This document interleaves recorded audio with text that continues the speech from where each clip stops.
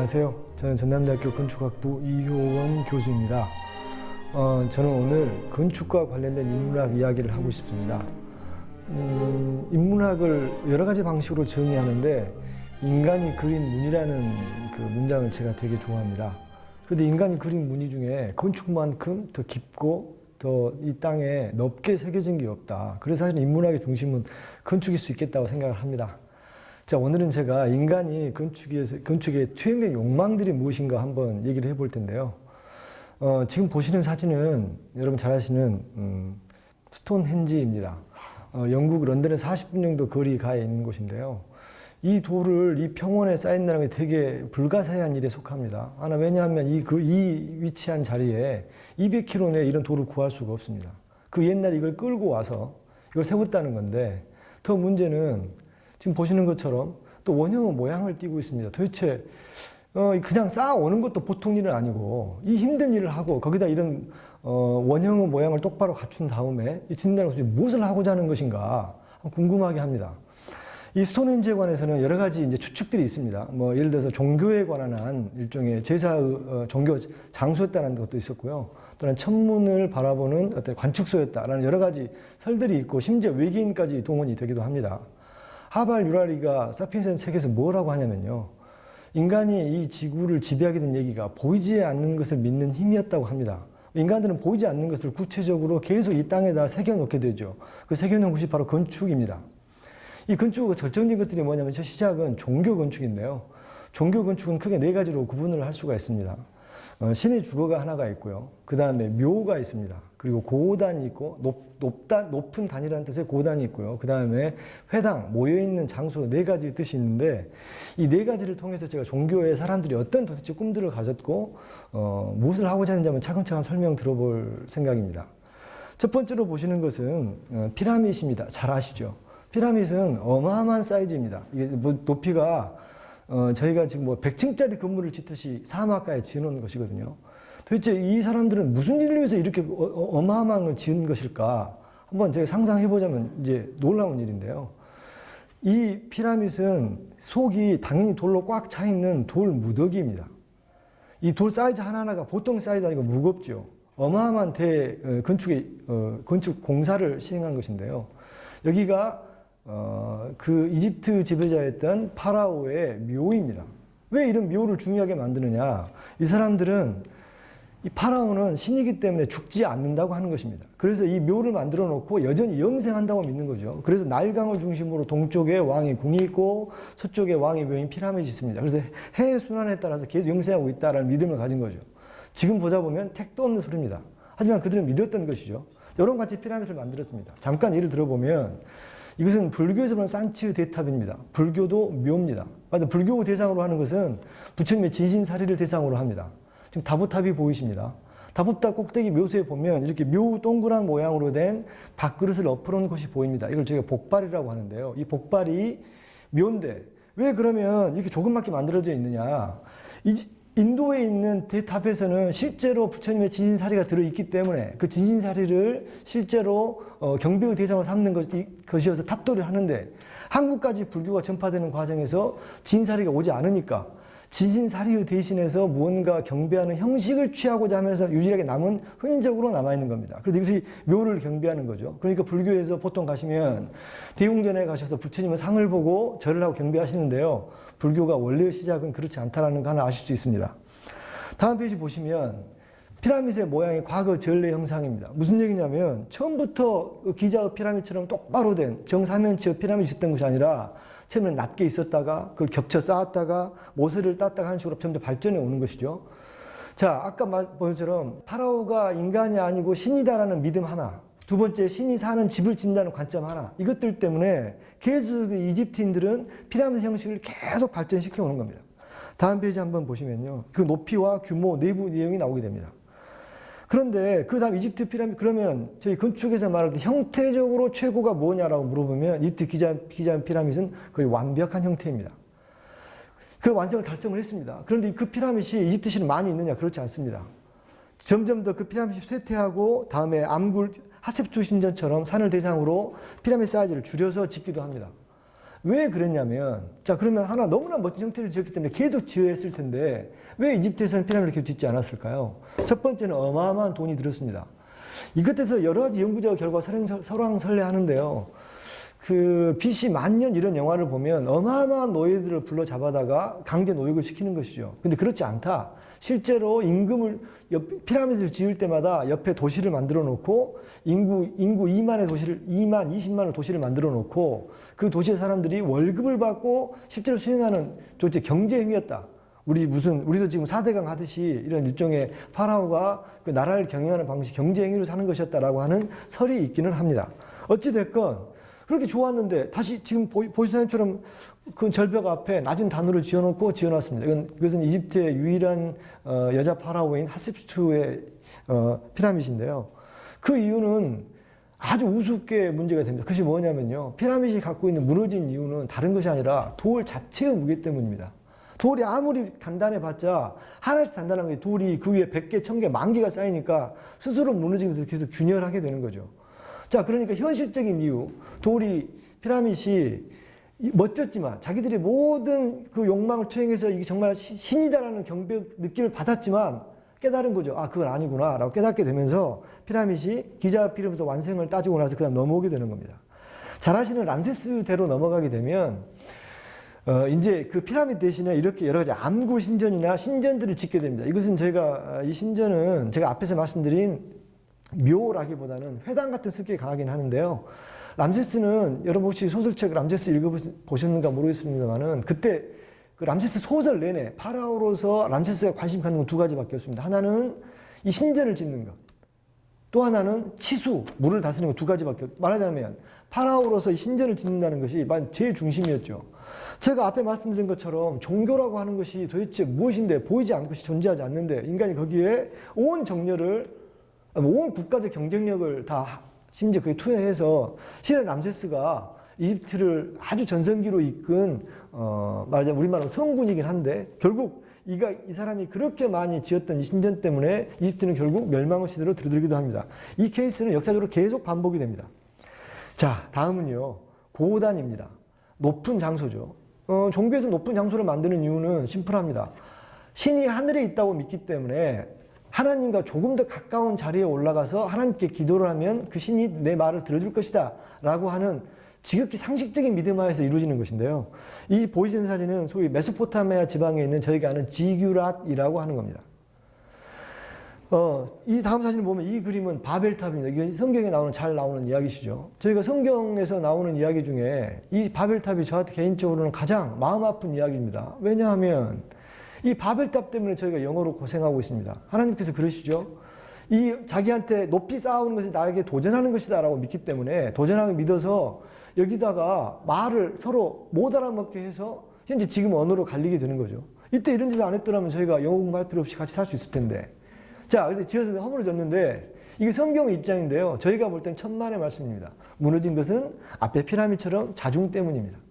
이 재료가 도저히 버틸 수 없는, 이게 처음에 이게 높이 쌓으려면 넓게 쌓아야 되겠죠. 하지만 결국 그 넓게 쌓는 것은 결국 계속 그 자중 무게가 있기 때문에 버텨낼 수가 없는 것입니다. 이것이 소위 돌이 갖고 있는 건데요. 자, 그러면 이것이 왜 이런 지방에 있느냐. 지금 다음 사진을 보시면 멕시코 테오티후아칸에 있는 멕시코 피라미드거든요. 멕시코 피라미드인데 이 피라미드는 사실은 묘라기보다는 이것도 하이플레이스입니다. 이것들이 왜 우리나라에는 없느냐. 우리나라는 높이 쌓은 것이 아니라 그냥 무등산 꼭대기에, 지리산 꼭대기에 가면 바로 그것이 하이플레이스이기 때문입니다. 그래서 사실은 우리나라에서 여전히 꼭대기에 가면 기도하시는 분들이 있다고 합니다. 그러니까 이 건축에서 이렇게 지규랏이나 높은, 말하자면 그 나라가 갖고 있는 모든 경쟁력을 투입해서 집을 지었지만 그것들은 왜 어떤 방식으로 지었느냐? 자기가 가지고 있는 지형으로부터, 자기가 가지고 있는 구할 수 있는 건축 자재로부터 방식을 찾아내고 그 사이에서 최선의 방식을 찾아내는 거죠. 그러니까 우리나라가 피라미드나 이렇게 높은 곳이 없는 이유는 우리는 산이 많기 때문입니다. 그래서 우리나라에서는 이런 종교 방식이 도입되지 않는 거죠. 자, 그러니 결국 그 어떤 인간들이 사느냐에 따라서 그 인간들이 각자 다르게 된다라고 할 수 있습니다. 예, 다음은 파르테논 신전입니다. 건축사에 있어서 저희 건축에서는 피라밋은 신의 것이었기 때문에 조금 다르긴 한데요. 이 파르테논 신전을 서양에서는 가장 완벽한 형태의 집이라고 합니다. 아테네에 있고 아테네 아크로폴리스 위에 흰 대리석으로 빛나고 있습니다. 물론 이 빛나고 있는 대리석에 관해서 실은 이것이 원래 채색되어 있었다라고 하는 여러 가지 학설들이 있고 그 요즘 광범위하게 퍼지고 있긴 합니다. 그런데 그냥 햇빛을 빛나는 하얀색 대리석 멋지죠. 여기는 이 파르테논 신전은 아테네 여신이 있습니다. 이 오른쪽에 나와지는 이 기둥과 보우 관계를 보여드릴 텐데요. 근데 실은 이 건물은 돌로 집을 지어졌는데 어떻게 돌로 집을 지으면서 실은 짓는 방식은 나무로 집을 짓는 방식을 흉내내 지은 겁니다. 자, 보시죠. 그래서 나무로 집을 지었다라고 하면 이 나무라는 재료는 수평으로 펼쳐놓고 힘이 눌렀을 때 버티는 인장력이 강합니다. 상대적으로. 근데 돌은 위에서 내리는 힘만 강하고 이렇게 눌렀을 때 뚝 부러지는 힘이 있죠. 그러니까 이 간격을 넓게 벌릴 수가 없습니다. 넓게 벌리려고 하면 부러지게 되죠. 넓게 벌리려면 또 무겁게 만들어야 됩니다. 무겁게 만들면 다시 이 가중을 버티지 못하는 이런 악순환 관계에서 최적의 선택을 대한 겁니다. 그러니까 나무로 집을 지으면 간단할 텐데 말하자면 자기 도시를 지키는 일종의 신에게 경배하기 위해서 이 신의 집을 돌로 집을 지어서 결국 수많은 구조적인 문제들의 한계를 극복해내면서 집을 완성해 나가는 거죠. 지금 현재 파르테논 신전에 나와 있는 것들은 거의 허물어서 복원하고 있지만 이렇게 흔적만 남아 있고요. 실은 그 안에 있는 메토페에 있는 수많은 부조들은 대형 박물관에 전부 다 들어가 있습니다.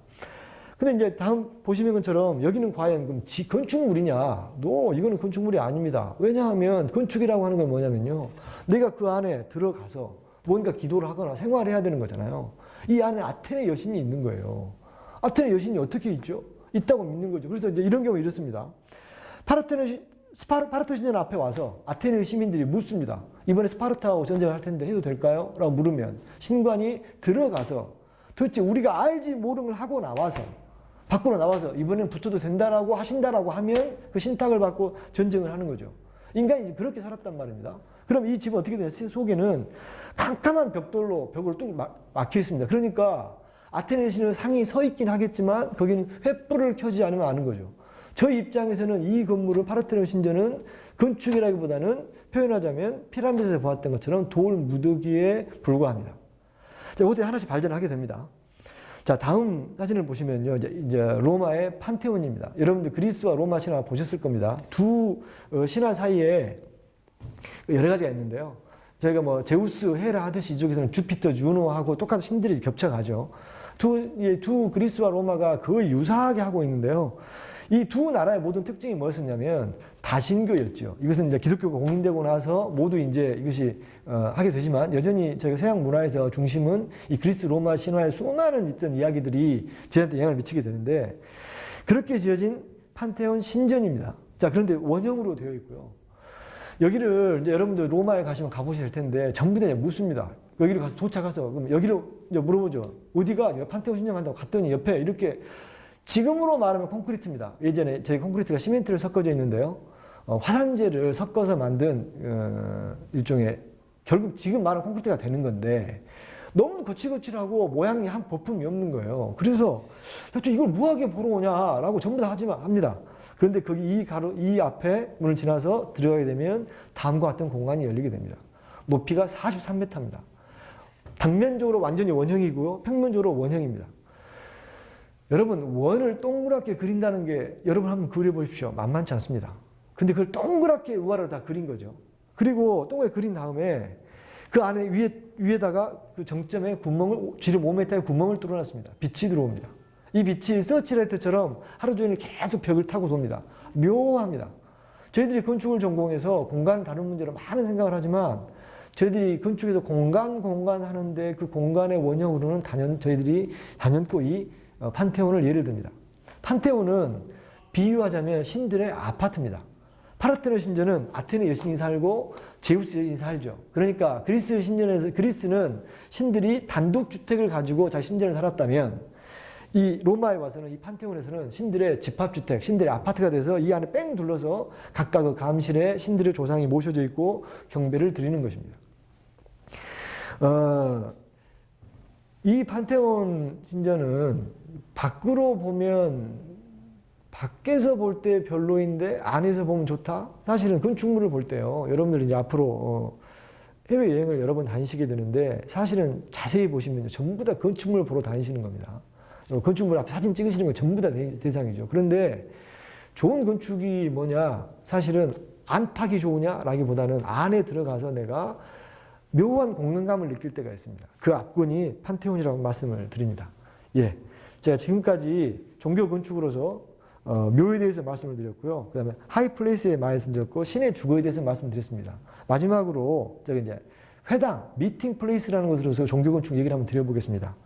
지금 보시는 사진은 원래 있었던 기독교가 공인되고 원래 로마에 지었던 처음에 성 베드로 성당입니다. 지금 성당하고 다릅니다. 이 베드로 성당은 목조로 지어졌습니다. 이것이 이제 저희가 지금부터 약 이게 300 기독교가 공인된 이후에 집이 지어진 건데요.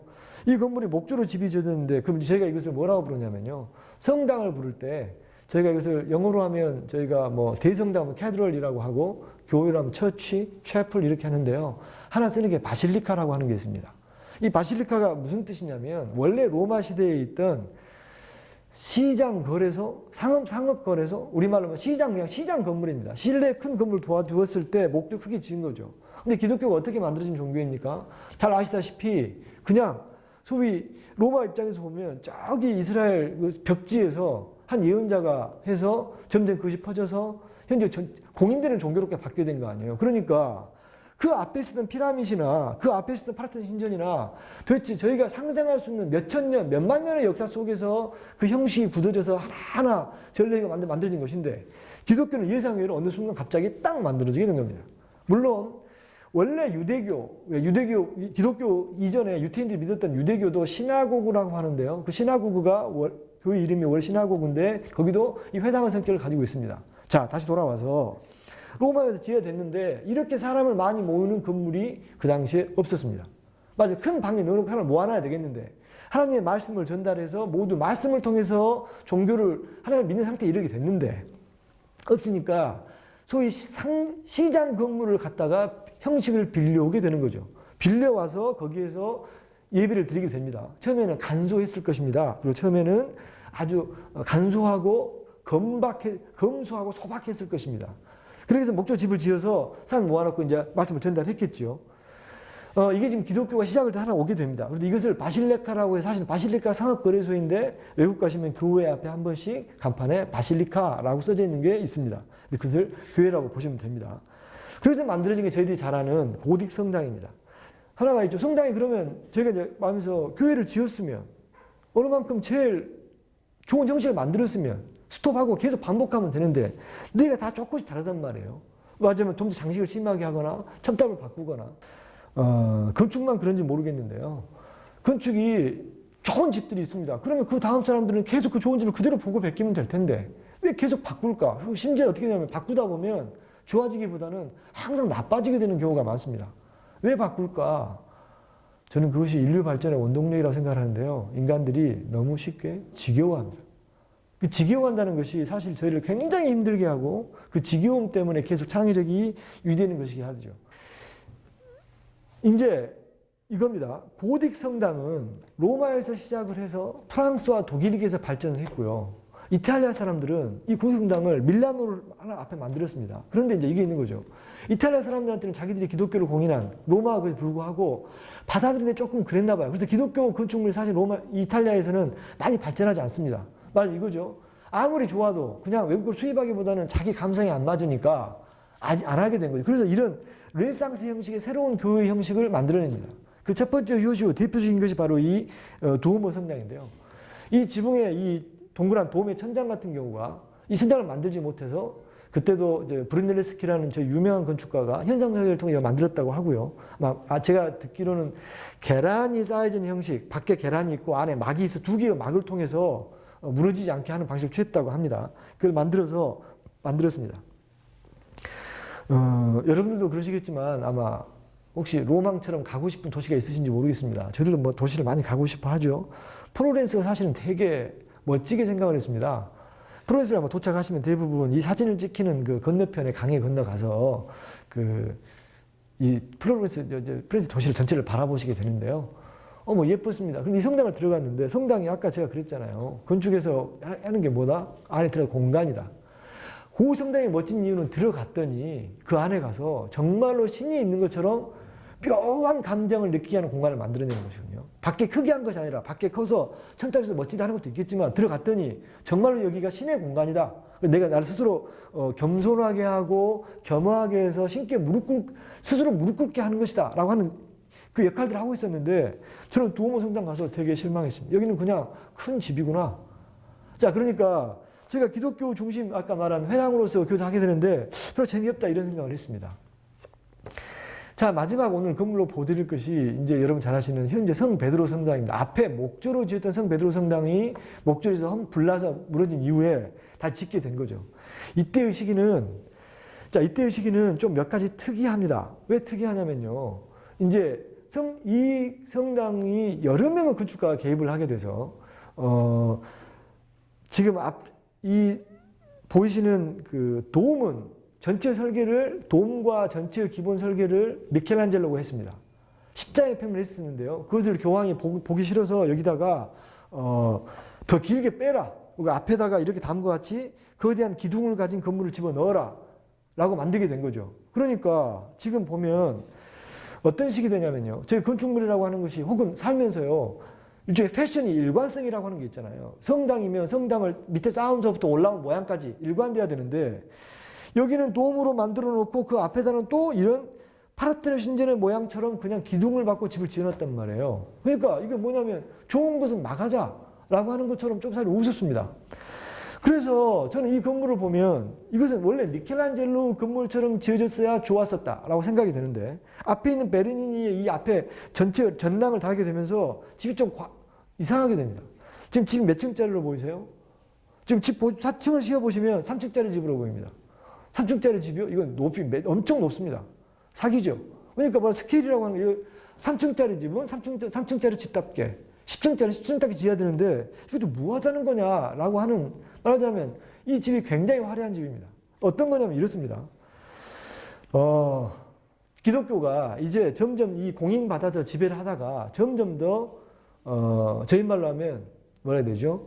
부패하게 되죠. 부패하게 돼서 이제 신교 갈등이 일어납니다. 독일에서는 이제 루터가 종교 개혁을 하게 되고 퍼지게 되죠. 그래서 현재 이 바티칸의 지도부들이 자기들이 소위 면죄부를 팔고 이렇게 하면서 타락을 할 때 타락하니까 참지 못한 사람들이 새로운 종교를 바꾸자고 하게 되는데 이 사람들이 그러면 어떤 의사결정을 내리느냐. 의사결정의 내용은 이렇습니다. 자, 보통 이래야 돼요. 야, 그럼 다시 우리가 초심으로 돌아가서 하나님께 다시 하자라고 해야 되는 어떤 결론을 내리냐. 집을 짓자. 엄청나게 멋진 집을 지어서 사람들이 실제로 이 건물에 와서 하나님을 느끼게 하고 다시금 신실을 불러일으키게 이런 결정을 하게 됩니다. 제가 아까 잠깐 이 베드로 성당에 대해서 부정적으로 얘기했는데요. 안에 들어가서 보시면요. 이거는 집이라고 할 수 없이 전체가 예술품입니다. 하나하나 바닥에 심지어 의자 이런 거 말고요. 바닥에 깔린 대리석 패턴들조차도 어마어마합니다. 그 당시 말하자면 바티칸은 소위 기독교 총 본산에서 모든 역량을 동원해서 이 집을 짓는 거죠. 이 집 목적은 이렇습니다. 집을 엄청나게 크게 지어서 사람들을 쫄게 하는 겁니다. 뭘로부터 쫄느냐? 이 종교 권력이 여기에 실제하고 있다고 믿게 하는 거죠. 여기 들어오게 되면 전부 다 옷을 여미게 하는 겁니다. 이런 사례는 대단히 많습니다.